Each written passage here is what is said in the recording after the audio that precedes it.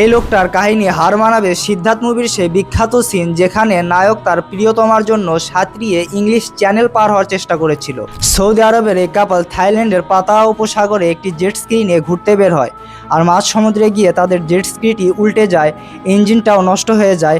মাঝ সমুদ্রে তারা দুজন ভাসতে থাকে, চারিপাশে শুধু অন্ধকার এবং সাহায্যের কোনো আশা ছিল না। এর কিছুক্ষণ পর আব্দুর রহমান লক্ষ্য করে তার স্ত্রী দুর্বল হয়ে পড়েছে। এভাবে বেশিক্ষণ থাকলে তার স্ত্রী সার্ভাইভ করতে পারবে না। এরপরে আব্দুর রহমান একটি অবিশ্বাস্য ঘটনা ঘটায়।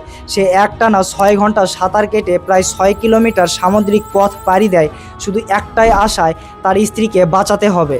অবশেষে আব্দুর রহমান তীরে পৌঁছায় আর উদ্ধারকারী দলকে বলে তার স্ত্রীকে বাঁচাও। এরপরে সার্চ অপারেশন শুরু হয় এবং অনেকক্ষণ খোঁজাখুঁজির পর মাঝ সমুদ্রে গভীর অন্ধকারের ভিতরে শুধুমাত্র তার স্ত্রীর কণ্ঠ শুনে তাকে খুঁজে বের করা হয়, আর সৌভাগ্যক্রমে তারা দুইজনই সেখানে বেঁচে যায়।